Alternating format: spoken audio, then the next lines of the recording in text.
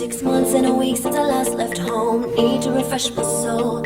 Plane ride or I drive to a place unknown. Cause I been thinking too much lately, and I gotta get away, get away. I wanna see the world with my own eyes, see what beauty lies. This time I ain't stopping, no, till I've seen it all. Cause we got one life, gotta live this secret. One life, living it, breathing it. We got one life, gotta live this is it. Just one life, living it, breathing it. It's time. Beauty is a sea, fresh air and the wind blowing in my hair. I wanna feel the breeze. Let's stop a moment and get some peace. Cause I been dreaming away lately, and I'm gonna start today, start today. I wanna see the world with my own eyes, see what beauty lies. This time I ain't stopping, no, till I've seen it all. Cause we got one life, gotta live this secret. One life, living it, breathing it. We got one life, gotta live this is it. Just one life, living it, breathing it. It's time. Ooh, it's time. You know, they say life is what you make it. We all have something to give. Now here's the time, so make it shine and it's time.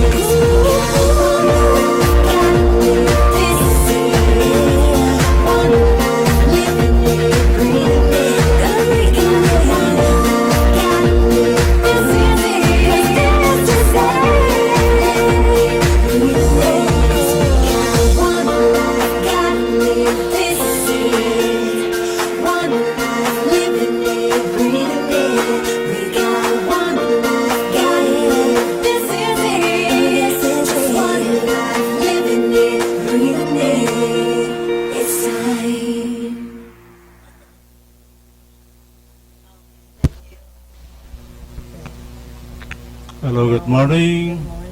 It's Thursday once again. Welcome to Save a Life through Rotary. Let's greet our audience coming all over the world.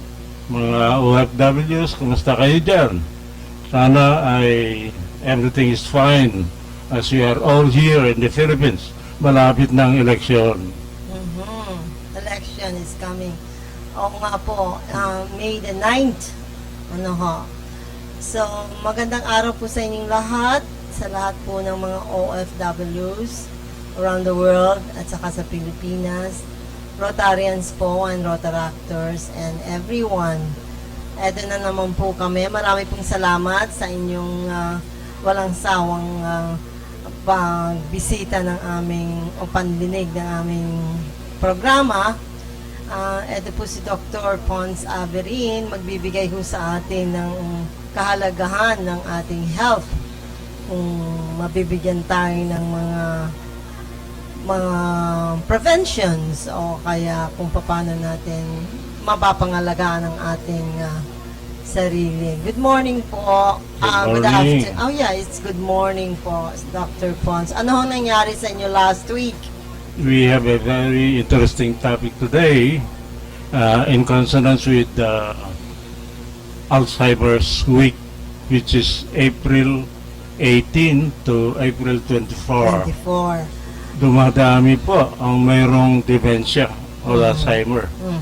And it's not just in the Philippines, it's all over the world. Okay. Kaya marami tayong OFW. Opo. Sir Pont, ang tinatanong ko po, kumusta po yung last week nyo? Ano ang nangyari sa inyo? Pumunta yata kayo ng Cabanatuan. Before Cabanatuan, I was in Baguio City, April 14 to 16. District Convention ng District 3780. And napakasaya po dahil it was done in Camjanhay. In Baguio. Yeah, it's really a big bang, and we had a hell lot of fun dancing. So sana we will make through with the strategic plans that we were able to organize. Congratulations to our incoming district governor. Kababayan ko pala, si District Governor Dwight Ramos. He has a college, I hope magiging university in Nagilian, La Union. That's why sabi niya, I know you went to Nagilian. Why? I saw you, I see you. But hindi kayo nagpakita. Nakita ko marami kayong kasama, marami kayong ginagawa, kaya hindi na ako nagpakilala. So, Opo. Paano po yun sa Cabanatuan? Ano po yung ginawa nyo? Cabanatuan, balikan kami. We left 6 o'clock in the morning. Apat lang naman kami sa sakyan. And the good thing there is we were organized. We were able to organize a group dedicated to farming, which is we have not finalized the name. Initially, we were thinking of Cabanatuan or Nueva Ecija Farmers Cooperative. Pero there was a suggestion so we can avail of better grants from Central Bank. Gawin naming generic. So I was thinking offhand of an organic farmers cooperative, multipurpose cooperative. And hindi naman nagkaroon kami ng quorum, so we cannot just change the name that we agreed upon. But it is a very good organization because we can get very good support from agriculture, from whoever will be the president of the Philippines. Okay, good luck po dyan and more power. Yung moringa po ninyo, how is it? It's still going on? Yung moringa po ninyo? Actually, these cooperatives are offshoots of the Moringa Federation. Because the Moringa Federation is a big national organization. We have branches in Davao, in Bacolod, in Iloilo, Cebu, especially Bicol region, Baguio and all that. But it has to be in place with corresponding support. It is deputized by the Department of Agriculture. We are recognized. And the budget was about to be released. Medyo, I don't know, it's something personal, hindi ko ma-discuss in public. Yeah, good luck din po dyan. Ang dami po yung mga activities. So, today po, ang topic po namin is about Alzheimer's. So, ano pong diferensya ng Alzheimer's and dementia? A lot of people got confused about that. Bakit po ang iba ang tawag nila Alzheimer's? Ang iba naman po ang tawag dementia. Dementia is a more general term. It's actually more of a scientific name of Alzheimer. Ang unang simptoma niyan ay memory loss. It can also be associated with Parkinsonism, yung involuntary movement, yung gumagalaw ang kamay na hindi namamalay ng tao. Wala na yung isip din. O kaya yung ulo. Opo, hindi ho ba ang how do you say it, ha? Si Alzheimer's po ang lumikha o naka-invento ng pangalang Alzheimer's or dementia. Parang ganun, nabasa ko yan eh, na Alzheimer's was the one who who knew that this kind of sickness is called Alzheimer's or dementia. So, I don't know which is more popular, Alzheimer's or dementia sa tawag nila. I think they're all both the same. That's my favorite. When I was in Canada, I was working in the hospital and I took 2 years to get into that Alzheimer's or dementia area. So I would really know where it started, the prevention, the incoming and ongoing sickness of it. So we also learned a lot of people who have signs of having dementia. The beginning of having yung malilimutin, hindi po ba? But more, because you're a doctor, you know more about the history of dementia. Yeah, the sad thing is, at this stage, medyo bumabata ho ang mga nagkakaroon ng dementia, Alzheimer, including Parkinsonism. Ang supposed to be nung araw, you should be, wala ka nakikita below 60 years of age. Pero ngayon, according to statistics, something like 9 out of 1,000 persons, nagkakaroon ng early dementia or Alzheimer. Okay, So- ang tawag po kasi niyan, that kind of system, I'm sorry to interrupt you po. I'll just go random questions to you. Ang tawag po niyan sickness niyan, funeral that never ends.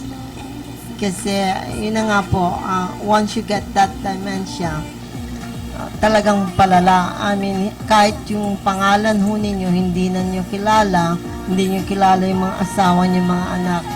It's really a grave, going to grave, funeral na daw. Kaya once you get it, of course, na lang yung maintenance na lang yung nasa ospital po kayo, nandun po kayo sa special area ng mga Alzheimer's.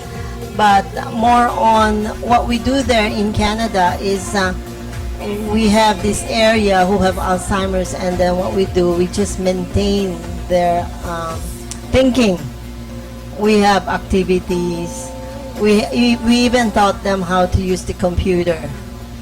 You know, just the basic, and they like it, and they have friends all over the world, and they knew that time that they have friends, you know. So, and also encourage if they have talents, they start singing, they start playing, you know. And at that moment, and then the next day, it's all forgotten, something like that. So, we were just trying to encourage them to continue on their life, whether it's today, tomorrow, or yesterday, for their thinking, you know. So, this is really a very interesting sickness, very interesting topic. Before we give you tips on how, marami alam namin, many of our OFWs are engaged in taking care of dementia cases, especially in Europe and US and Canada. Kasi yung aging process, lumalaki yung percentage. Pero, what is important for our consuming public is how can we prevent or delay the process para sana naman wag naman 50 years old pa lang nanginginig ka ng Parkinsonism o kaya nagkakaroon na ng loss of memory. So, sabi namin, there are many factors responsible for it. Aside from maring hereditary, meron tayong mga, aside from genetic factors, meron tayong mga natural causes, let's say pollution in the environment. Napakatindi ang pollution ngayon, napakatindi ang prevalence ng smokers, naninigarilyo, and very important, alcohol. Excess alcohol can damage brain cells, and basically dementia is a pathology of the brain cells. Yan ang nakita ni Alzheimer. Kaya na-identify itong That's what it disease is, na ito. Alzheimer's. So yeah, that's true. And also, I just want to add some ideas or some comments of mine. It comes also from the metal that you're using, especially when you use those metals, yung ginagamit pa ho ninyo yung mga kaldero nyo, lalo na ho yung Tama yan. Yeah. Lead. Lead. Coming from lead. coming from lead. Ganun po talaga. So, nung nalaman ko po yan, ang ginawa ko, pinalitan ko ng mga Teflon yung aking Good. mga Be cooking pots. careful with your cooking wares. Hindi yung basta-basta pwedeng lutuan, pwede ng paglutuan. Mhm. You have to be more concerned sa health nyo. Imbis na gagamitin nyo yung mga metal, might as well buy yung mga for prevention na lang po ng sakit na ito. Kumamit ako kayo ng mga Teflon, which is really good kasi it's non-sticky, madaling yung niluluto nyo, maganda. Hindi kagaya mo nung gagamit kayo ng metal pa rin hanggang ngayon. Yung mga lata-lata. Kasama na rin dyan ang unnecessary use of food coloring. Yung mga ewan ko kung bakit ang daming lumalabas ngayon na food coloring to make the food more palatable. Yung iba may kasama pang we have heard of mercury mines polluting the bodies of water. Napunta sa isda, kinain yung isda. So it affects the brain. Sana we protect the environment, we have the proper, healthy process of preparing food. Hindi nagkakaroon ng, yan, nasabi ni Ellie, yung unnecessary lead. There are cooking materials that are susceptible for dementia. Dementia people. At saka po yung yung isda po ba, they were saying na yung isda, they have high dosage of mercury. Mahilig naman tayong kumain ng isda Paano natin yung ating nutrition, diet natin, may isda? Kung may mga mataas sa mercury yun hindi na tayo kakain ng isda. But I think it's just moderation. If you eat only twice a week of fish, then, it's a lesser amount na makukuha niyong mercury, hindi po ba? Actually, it's in our medical history, yung tinatawag na Minamata disease. I will not have to mention the country, pero that was traced to eating fish or being exposed to water that is contaminated by mercury. Oh, contaminated with mercury. Okay. So, there are places na talagang there are lots of mercury involved, na? So, what about in the Philippines? Do we have some areas na mataas po ang mercury ng mga isda? Do they check it out? Nagkakaroon sila ng mga check-up ng mga fish, especially mga fish pond natin. We feed them with certain what they call this pellets. We don't know if the chemicals are also having some high dosage of mercury or maybe not, I'm just thinking because if we monitor those fish ponds who have a variety of fish there and then they're eating fish, make sure that the feeds that they're eating are not really contaminated or whatever. What do you think po? Tama yan. Meron rin yung isang nakakatakot yung effluent from the mga batteries where you throw yung mga nanggagaling na tubig sa battery that can contain a lot of lead. Plumbum, ang tawag namin in Latin. Plumbum. It's lead. Oh, And once it is absorbed in the body, hindi siya na-digest, napupunta nagdi-deposit sa brain. So siguro yun ang main reason why some develop napakaaga. Yung iba hindi na dapat naman magkaroon ng dementia at the age of 50 or 45. Kawawa naman yung tao. So, pag meron po tayong mga signs na kagaya po niya, malilimutin, nakakalimutan yung susi, nakakalimutan yung importanteng dalhin, yung cellphone. Ay, I forgot my cellphone. Ano na po yan? Signs po ba yan ng dementia? Talking of signs and symptoms, ang very visible na early sign ay tama yan, yung forgetfulness, makakalimutin. Pero very obvious yung tulog ng tulog. Ano pa, sa araw, nakaupo ng sandali, inaantok na. Nasa bus o sa jeep, makita mo, nakapikit ang mata, tulog. So, I agree with hindi you. normal yun. But, you know, the weather contributes too, hindi po ba? Kung mainit, kasi ang sun sometimes it gives you sleepy mood, hindi po ba?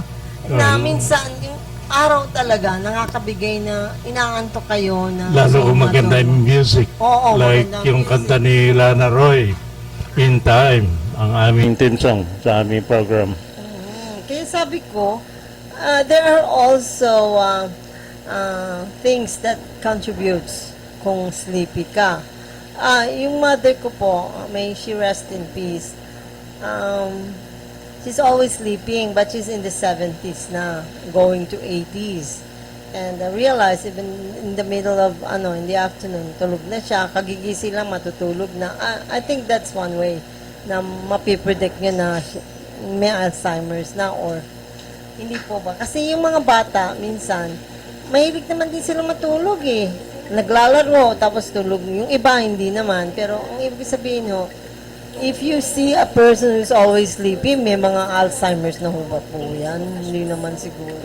Okay lang yung mga bata, pero yung medyo may edad na, May mga edad na pala, hindi naman dapat hindi matulog, bata. ay natutulog. Talking of memory, my mother-in-law was 90 years old.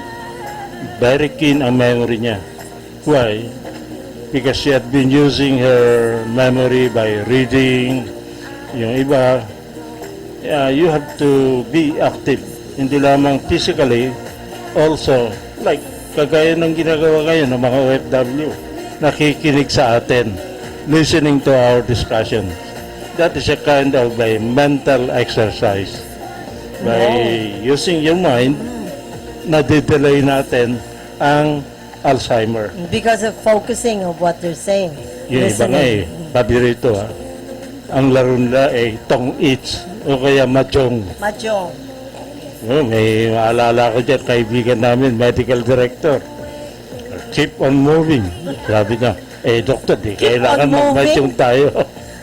Keep on moving. Keep on moving. Whichever that is movement. Either yung kamay o kaya yung mga muscles, etc. Whichever muscle it is. Kami nga po ng mga asawa ko, kasama na rin sila na we have in the afternoon or when we have time, we do crib. You know, those cards and then we just have to start playing on that. Nakaka-refresh ng mind. And it's kahit anong game yata po, cards or anything, mahjong, That will chess. use the mind. Yeah, just Concentration. Concentration, using of the minds. Nakakatulong po talaga, nagre-refresh yung mind niyo. Pero ang ibig ko sabihin nun naman, paano naman yun sa mga TV, sa mga internet? Of course, if you're playing games, it will exercise your brain. Hindi po? Something that will not only improve your activity but also na-entertain ka rin. You enjoy doing it. Sabi ko nga sa Kabanatuan, may pinakita sa akin, nakaratay, disabled. Sabi ko, it does not mean na porque hindi ka makalakad, ay huwag ka nang mag-exercise. Kailangan binabaluktot mo yung kamay mo or somebody does it for you. Somebody should be bending your foot. Yung kanyang paghiga dapat side to side every, let's say, 3 to 4 hours kasi maaaring magkaroon ng ulcer. At nakita ko may early signs of ulcer, namamaga ang kanyang likod. Range of motions po. Yes. Yung kamay, yung paa, yung side, nakaharap sa side. Just make it sure na they're moving their bodies even though they're lying down. Ganun pong ginagawa namin just to prevent ulcer, kagaya ho niyan. Yung mother ko po, yung nasa bed red na po siya, nasa bed na po. Ang ginagawa po nung kakambal ko, talagang repositioning ginagawa niya. So, to prevent the ulcer, which is okay din po. It will improve the circulation Improve by the circulation. massaging or putting pressure on the muscles. Or moving yung sabi ko dun sa anak, who is barely 12 years old, grade 6 daw. Sabi ko, kaya mo nang gawin yan. Tinuruan ko siya, do it kung maaari every day. Every day. But at a minimum of every other day. At maaaring hindi ko sinabing gagalaw pa ulit because napapayan. Nakita ko, nagkaroon na ng stricture. Tumigas na. Maaaring it will take time. Yeah po. Ano naman po, yung Alzheimer's po, when do they start? Does it start early age, high school, college, or, or in the 40s? When does really yung common na age na magkakaroon ng Alzheimer's po ang tao? Well, okay lang naman yung pabisa-bisa kagaya ko. Hinahanap ko saan ang aking eyeglass. Sabay salamin ko. Yan pala suot-suot ko. Oh. Uh, Nako. These are Isa doon early ninyo, signs. early signs. But what I meant po, yung mga in the 40s, can you get the Alzheimer's or dementia when you're in the 40s?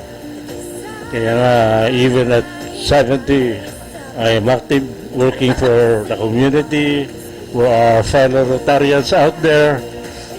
Gamitin po natin ang ating pag-iisip, ang ating kaalaman para ma-inform ang ibang tao, Yeah. para matulungan sila. I'll give you an example. My friend in Toronto, she is 86 years old. I think I mentioned it before pa. She's 86, but she's still an accountant. And she does all the paperwork, all the accounting. And then after that, she has a swimming pool in her house. She does swimming. And I said, how old are you now? Oh, I'm just 86. I'm going to 87. And you're still doing the books? And she said, yeah, why not? It doesn't mean you're 80s, you don't move, you don't do anything. You can still change your lifestyle. As long as you make sure that you're active. Be active. And that will really help you out to live longer. Yun ang talagang sinabi niya sa akin. Sabi ko, wow, what about the eating? And she said, well, eating is just a secondary. Of course, you eat the healthy foods. But if you're eating and you're not moving, you will be, tataba, and then all your kasukasuan talaga daw wala na, hindi na magalaw. So, when you're eating healthy diets, make sure you combine it with exercise, be active, even just walking, What she does too, sometimes, aside from swimming, she has this nice stereo in the living room. And she said, okay, today, this is afternoon. And she plays her favorite music. And then she dances on her own, alone. Mas nag-enjoy ako sa ballroom dancing. Ballroom dancing. Only she's a good dancer last too. Friday, we were doing the non-stop ballroom dancing. Talaga po. And I must congratulate Bernadette Herrera D., our party list candidate, bagong henerasyon. Huwag niyo ang kalimutan. She had a very, very active plan, and nangyari talaga. We all enjoyed the activities in Baguio City in consonance with our district convention in Kanchanay. Okay. So, natapos na po yung ating first part. Now we're going to the second part. Magpapaalam po kami sandali at marami po tayong mga activities. Continue listening. Marami po tayong in store for all of you. See you again po. It's easy, just one night living it,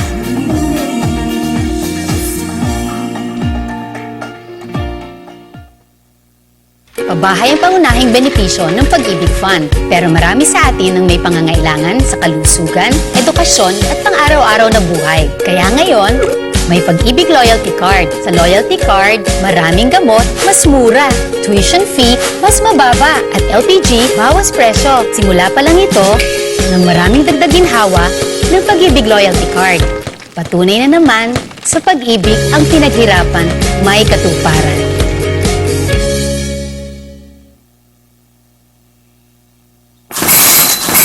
Ito na, kalusugang pangkalahatan. Binibigyang halaga nito ang pagkakaroon ng PhilHealth Card ng bawat Pilipino. Kapag may PhilHealth Card, tiyak na makakatanggap ka ng maayos na serbisyong pangkalusugan. Di na problema ang pagpapagamot sa ospital. At kahit si tatay lang ang miyembro, ang buong pamilya kasama sa benepisyo. Kaya dapat may PhilHealth Card tayong lahat. Mag-enroll na sa pinakamalapit na PhilHealth office.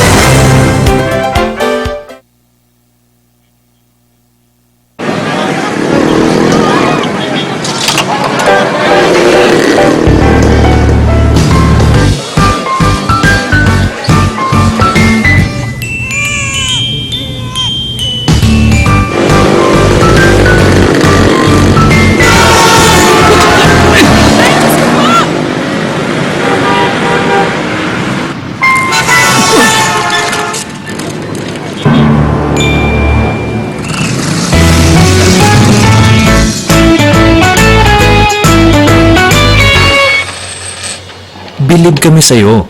Sa tuloy-tuloy mong hulog sa SSS, protektado ka at yung pamilya.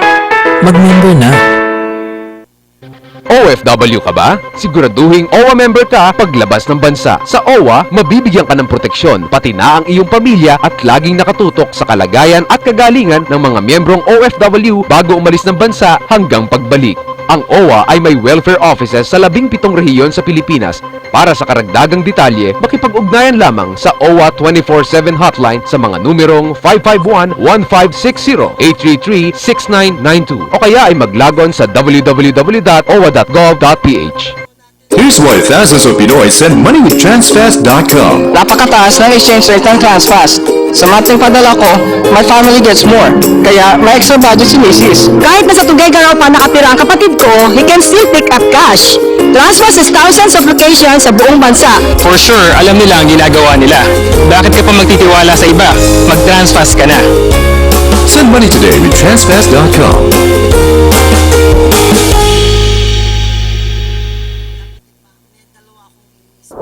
Mula sa Smart Communications Incorporated, ang #1 mobile network sa Pilipinas, comes Smart Padala, ang pinakamalaki, pinakamura, pinakasigurado, at pinakamabilis na pera padala service. We invite you to partner with us. Magbukas ng sariling Smart Padala. Gamit ang cellphone o computer, kumita ng 20 to 50,000 pesos kada buwan. No franchise fee. Maliit na puhunan.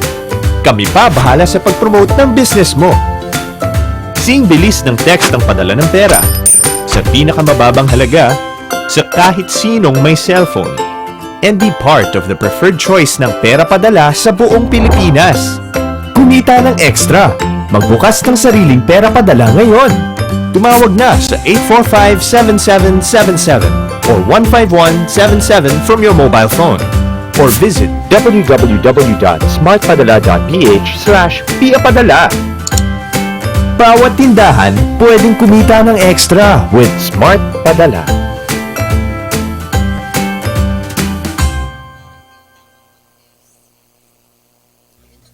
Ang ating mga dating bayani matatagpuan sa pera, sa mga libro, o kaya sa mga...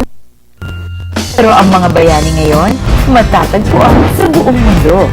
Mapa Hong Kong, Saudi, Europe, Amerika, Canada, at sa bansa. Halos lahat tayo may magulang, asawa, kapatid, kamag-anak, yan, kakilala na overseas Filipino worker. In short, OFW. Sila ang mga bagong bayaning Pilipino, ang ating mga global Pinoy. At para sa kanila at sa kanilang mga pamilya, merong SM program, handog ng SM Cares ng SM Supermalls. Madali lang maging member ng SM Global Pinoy Program. Magpunta lang sa SM Global Pinoy Centers at isubmit ang mga kinakailangang requirements. Fee. Kukuha ang SM Global Pinoy membership card almost instantly na may kasama kaagad na special gifts. At ang bawat miyembro pwedeng magkaroon ng SM Global card na ngayon ay lalo pang pinalakas ng E+. Ngayon, ito ay reloadable, tap to pay, cashless payment card sa SM Supermalls. Convenient dahil hindi na kailangan magdala ng cash para magbayad sa napakaraming establishments, kagaya ng SM centers and stores, food outlets, restaurants, at marami pang iba. At pwede rin itong i-reload sa SM, sa ATM, at via cellphone. Rin syempre ang mga dati pang perks and privileges ng Global Pinoy Card, kagaya ng access sa Pinoy Centers.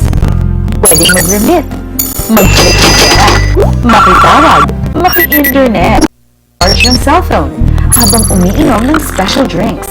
Sa madaling salita, special treatment. Marami pa rin perks and privileges at access sa mas marami pang ng SM. Worth it maging bayani. Sulit ang lahat ng sakripisyo. Sa SM Global Pinoy, welcome ka dito!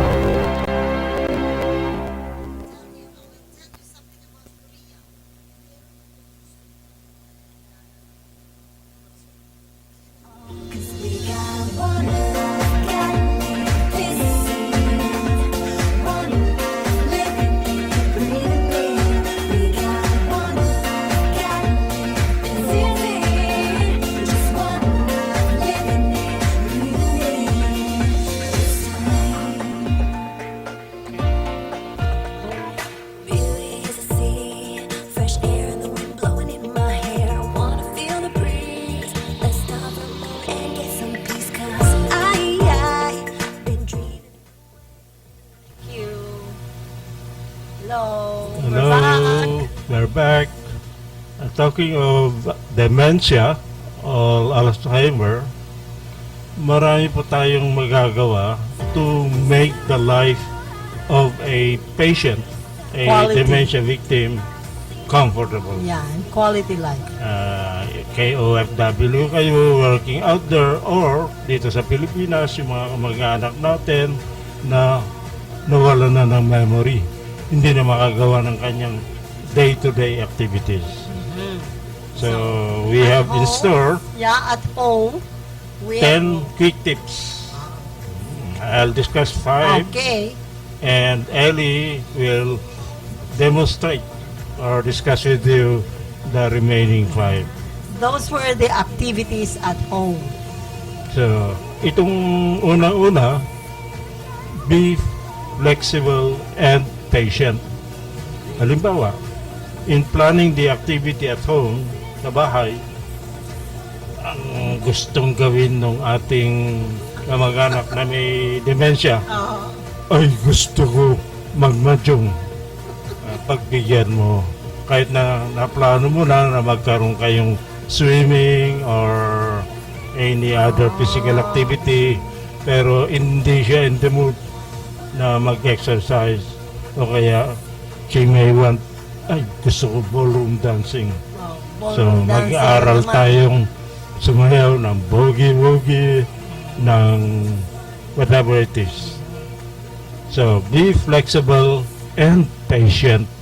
Kailangan po ay we should be tolerant kung anong gustong gawin ng ating inaalagahan. Number 2, encourage involvement in daily life. Ano yung mga daily life activities? Like, example, sa bahay, pagwawalis, pagluluto, pag-prepare ng ating pagkain. Those are activities as well. Those Yes. are activities as well. So, kung gustong tumulong, by all means, let them do it. Yan ang pangalawa, encourage involvement in daily life. Pangatlo, avoid correcting the patient. Kung ano yung gusto niyang gawin, hindi yan tama. Hayaan mo lang siya. Let him or let her do what she wants to do. Wag lang na yung nakakasakit sa kanyang sarili. So, avoid correcting. But later on, maybe you can tell, oh, hindi yata tama yung nagawa natin. Baka tayo'y nasaktan. So, Yan o, person pa na wala pang Alzheimer's. tama yun. Mahirap po yung if you're dealing with Alzheimer's because they don't understand us. So, They should- sa bahay, mga normal.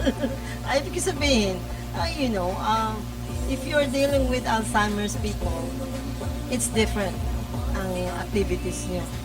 But at home, it's a family thing, so everybody can join, di ba? Tama.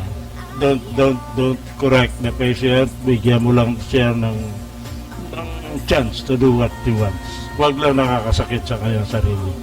Pang-apat, help the person remain as independent as possible. Kung kaya niyang gawin nag-isa, kaya mo siya.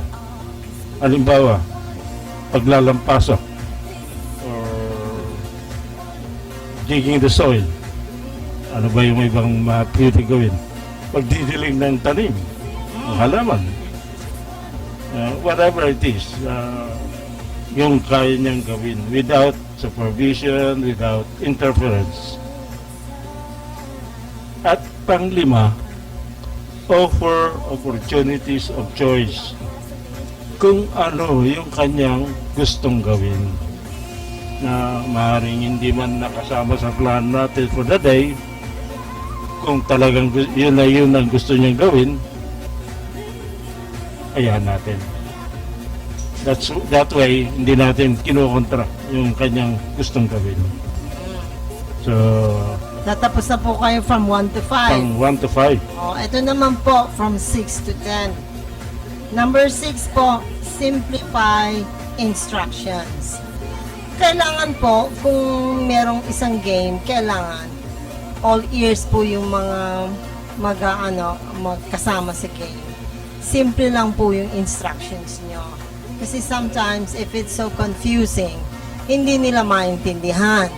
Itong gagawin natin, number 1, number 2, number 3, number 4, number 5, parang ganon. Pagkatapos, pag nawayan, do you have any suggestions kung alin yung mas madali? Let's try to involve everyone. Tapos kung sinabi nila, ito siguro mas madali. Di gayahin natin, gawin natin yon. So just simplify instructions as simple as possible. Tapos, number 7, meron po tayong establish a familiar routine. Ibig sabihin, let's say, okay, every Friday we have a pub night at home. We have a karaoke night at home. So, and then we might change that for 2 months. Iba na naman. Parang ganon. Just try to change it. And it's just a familiar routine na makikita nila, sige, gusto tayo mag-karaoke ng 3 buwan muna pagkatapos baguhin natin. So, just, go along with your families, whatever they want. But try to just be flexible with them. Tapos, meron namang respond, number 8, respond to the person's feelings. Kasi meron po dyan, nagbibigay ho kayo ng mga suggestions and kailangan makinig po kayo, all ears, try to listen. And if they said, I'm not sure if this is okay, you're welcome to say something about it or any suggestion, I'm willing to listen. So, try to be open na lang. Sometimes kasi kung sino pa ho yung tahimik, meron silang good ideas na they're not willing to participate, they're not willing to cooperate. So, dun yung malalaman na there's something in their mind. So, tanungin na lang, meron ka bang gustong sabihin? Or do you want to get involved? Maybe your ideas are better than ours. Try to be even to the group, to the families, and involve them in thinking, in doing, in whatever plans you have in the family.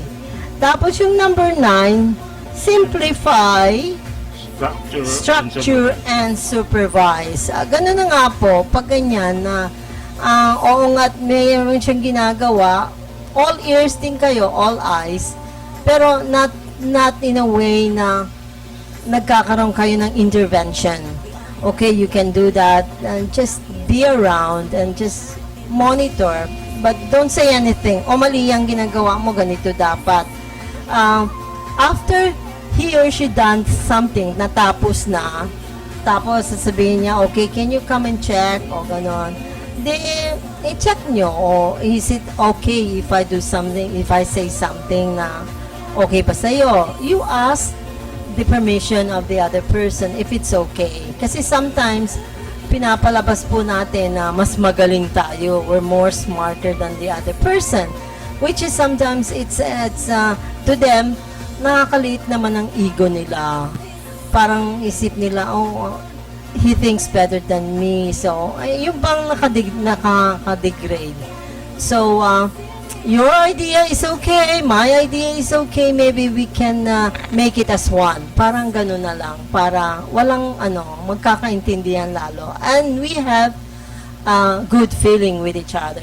Hindi hard feelings. Number 10, ito na po yung number 10, provide encouragement and support. Ganun po na lang. If there are any ideas na ibibigay yung kapwa nating member ng pamilya, make sure that it is as important as you have your ideas para naman mabigyan din siya ng konting acknowledgement. Konting, oh, I did something right. Parang ganun sa sarili na. And then, you just also said, oh, you have a better idea, but, sometimes you also look around and then we learn from them. It's a part of advancing your ideas, making more ideas, open to all opinions. So, I think that's the better way. And also, I've noticed it, I read in a book, in the family, you have a family, you have your parents, brothers and sisters. Love is given already. You know you love your parents. You know you love your brothers and sisters. The best thing for them is to treat them like your friends, best friends. And I also read that in a couple, marriage couple, they've been married for so many years. But how come they are as good as ever? They have a long years of marriage, 30 years, 45 years. And then they were telling me, you know what, Ellie, the best thing is especially when you have a partner, a wife or a husband, not only that you love him or love her, you have to treat him or her as your friend. Because as a friend, it goes a lot of ways. So ako, may kaibigan ko, at least yung kaibigan ko, binibigyan ko ng importansya, I treat him well, I treat her well, ganon, I don't want to make her feel bad, ganon din. So if kung mag-asawa, meron ho kayong konting alitan, okay, that's part of it, but treat him or her as a friend. Yun ang sinasabi ko, it will make your relationship longer. It will make the family happier. Okay po ba yun, Dr. Pons? Okay, we would like to acknowledge United Laboratories through Medicam. Medicam gave us these 10 tips activities at home. Pwede niyong gawin to ngayon kung talagang pahirap na consult your doctor. Meron naman tayong medication to help improve the status of your patient sa bahay. Kaya po, sana suportahan natin ang mga party list. Kahapon lamang binigay sa akin ni Dr. Engtan, Medical Director ng Novaliches General Hospital. Novaliches General Hospital. At my backdrop, Diwa party list na siyang inirepresent ni Emeline Aglipay Villar with no less than past this governor, Director General ng PNP, si Edgar Aglipay. Are you part of that party list po? Yes, because Yes and no. anyway, when I was in charge of the healthcare program for older persons, I helped conceptualize a program that is community-based. So, sana tulungan natin kayo mga nandun sa ibang bansa, whatever help you can give, not only to our program, but also to DIWA. At may nakiusap rin sa akin na itong tawag nilang party list ay AMA, for senior citizens.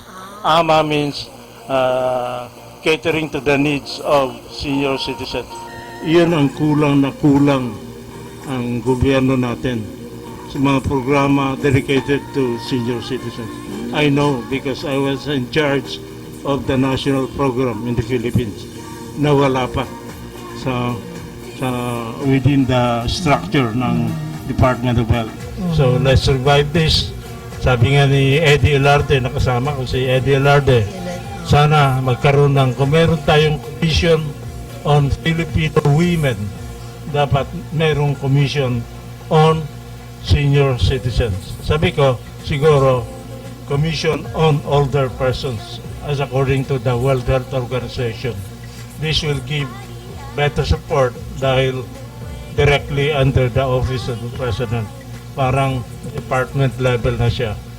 So let's support IWA, let's support AMA, and wag na rin natin kalimutan yung BH, bagong henerasyon. Kasama rin yan sa programa ni Bernadette Herrera. So, Congratulations po. Congratulations to all your activities. Sana nga po marami tayong matutulungan na OFWs and citizens of the Philippines. Yung pong yung sinasabing older person, is it only for seniors or even older adults, parang ganon? Let's say in the 50s. Male, female, and sabi nga namin, hindi lang yung mga 60 and above. Kung meron na siyang simptoma ng dementia, which is usually sakit na mga medyo nakakatanda. There's such a thing as young old person, which is the mga around 50 years old. Or 40s. Kasi sabi po ninyo, nag-uumpisa ng 46. Yung ibang bansa, 40, meron na mga symptoms. 40. Pag may sintomas na po, makakalimutin, ano po ang remedy niya? Wala. Well, we can do yung mga simple muna, yung binigay nating tips sa bahay. Okay. But if they need to be institutionalized, i-refer nyo muna sa doktor who can make the proper diagnosis, the proper referral. Kasi napakamahal ngayon ang paglagay sa institution, sa isang private hospital. It takes, pinaka-minimum, I helped set up a retirement village. That was 10 years ago when I was head of the healthcare program for older persons. Ang bayad na isang pasyente, kasama na ito yung caregiver, 50,000 pesos a month. 50,000 pesos. So, hindi kaya ng ordinaryong Pilipino. Subsidized po ba yan ng gobyerno? It's in Laguna. One time we visit that and see how we can copy the model. Yes, that's right. But is that being subsidized by the government? Because Yun ang normally, masakit. Walang subsidy ng government, private, kaya napilitan yung may-ari who happened to be the lady was married to a Japanese. Kaya sabi niya, pwede naman siguro mga gusto ka na afford. Ang nag-apply, instead, she had 60 units. Ang nag-apply to be admitted, 600 Japanese. Kaya nahirapan siya. Paano pagtanggap? Paano ko kukunin lahat? I can only accept 60. Sabi ko, accept not just by age, not just the younger ones, but tanggapin mo yung mas malalakas pa. Kaya pa maglakad, kaya pang buhati ng sarili, kaya pang uminom ng sariling, kumain ng sariling pagkain. yung parang matutulungan pa. Kasi ang napansin po kasi ng iba, yung mga may mga dementia, they are prone to trips. Yung mga nadudulas, nadatapa, nawala na ho yung balance nila from walking. Hindi na kayang maligo, hindi na kayang pagkain ng sarili. Yeah. Hindi yung iba ho. No. Kasi mga ano sila, in the 50s pa, going to 60s, they notice they're almost, hindi naman lagi, pero nadudulas sila lagi, nawawala na yung balance nilang paglakad, na ano sila, natitrip sila, yung bang natutumba lagi. Bakit daw ganon? Ang paglakad naiiba na. we would like to mention that there are institutions now, halimbawa yung former president ng Philippine Medical Women's Association, nagtayo ng private pero supported ng mga religious, mga madre ang tumutulong, yung mga mahihirap na talagang hindi na kayang alagaan ng sarili, tinatanggap niya. One time we should visit that, and I have a friend, a medical director, na it's a private hospital, Novaliches General Hospital. They admit patients, inpatients na ganun, na hindi naman masyadong mahal. Kasi they need really special attention. Opo. So, balik po tayong tinatanong ko po sa inyo kanina. Maganda po yung ideas nyo. Yung bang through walking, na-sign po din ba yan ng Alzheimer's na or dementia that you don't walk properly na? Lagi kang nadudulas, nadadapa. Nawawala na po yung balance nyo. Sign po yan ng having Alzheimer's and dementia. Yung gait, diba, yung paglalakad natin medyo hindi na tayo normal. Tama yun. Usually, those are the early symptoms. Nawawala ng balanse. Yung balanse, nawawala Kaya na. marami nagkakaroon ng fracture. Kaya when I was in charge of the healthcare program for older persons ng buong Pilipinas, ang nag-design kami ng exercise similar to Tai Chi. Na doon, if I can only demonstrate na de-develop mo yung balance. Pwede kang tumayo ng isang paa lamang. In that way, you develop balance and exercise the muscles. Oh, ganun po. Tai Chi, Tai Chi. the best exercise. One time you can show it in the television. I'll get a tape of that. Napakaganda, kayang gawin ng, well, wag naman mabibigla, pero unti-unti nagagawa ng kahit na yung mga 80, 90 years of age. Oh. Saan po ba tayo? Nakikita ko dyan sa Ross Boulevard, meron po silang parang grupo ng mga Chinese men and women and they do Tai Chi. Pwede kayang sumali. Meron. Let's join one time. Sige. Doon din po sa malapit sa PICC. Iba naman po yon, Zumba. Nagtutugtog sila at nagsusumba sila. Sabi ko na kung sino ang papipiliin ko nito, Zumba o Tai Chi. Pero magaling ko talaga yung Tai Chi. Doon po sa barangay namin, meron kaming Tai Chi every Saturday. And all you have to do is just to pay 25 pesos para lang po dun sa instructor o yung head na nag-demonstrate, nagagayahin namin yung Tai Chi. We should encourage all the barangay should have, or some should have Tai Chi, you know, every Saturdays. Or maybe Zumba. That is a really good exercise for the community. The Rotary Club of Cubao Camias sponsors a Zumba. Kaya tawag namin yan, Rota Zumba, Rotary Zumba. Oh. Every Saturday po, yung mga nakikinig, punta kayo sa Dampa, sa Quezon City Farmers Market. Dampa. Meron siyang structure doon na kahit na 100 na tao, libre. Ay, naku, pupunta ako From dyan. 7 o'clock in the morning up to 8 o'clock. And after that, may pakain kaming kamote, saging na saba, Ako. Ang Healthy saging na foods. saba, maganda. healthy food. Healthy food. Oh, Dr. Franz, mauubusan na ho tayo ng oras. So, marami pong salamat po sa inyo lahat at binigyan po ninyo kami ng halaga ngayon at nakinig po kayo sa aming programa. Sana po magsama-sama tayo po uli. Marami pong salamat. Ako po si Ellie Fenger ng Rotary Club of Pasay Silangan.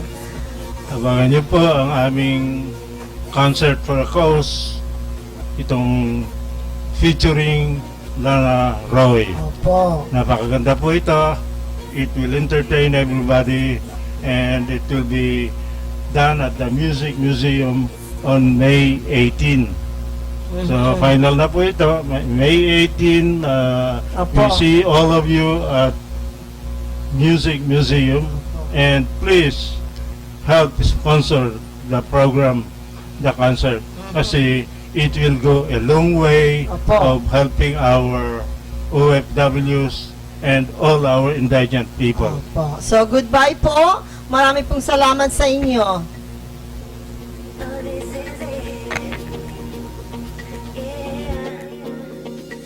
Gotta get out of here. It's been 6 months and a week since I last left home. Need to refresh my soul. Plane ride or a drive to a place unknown.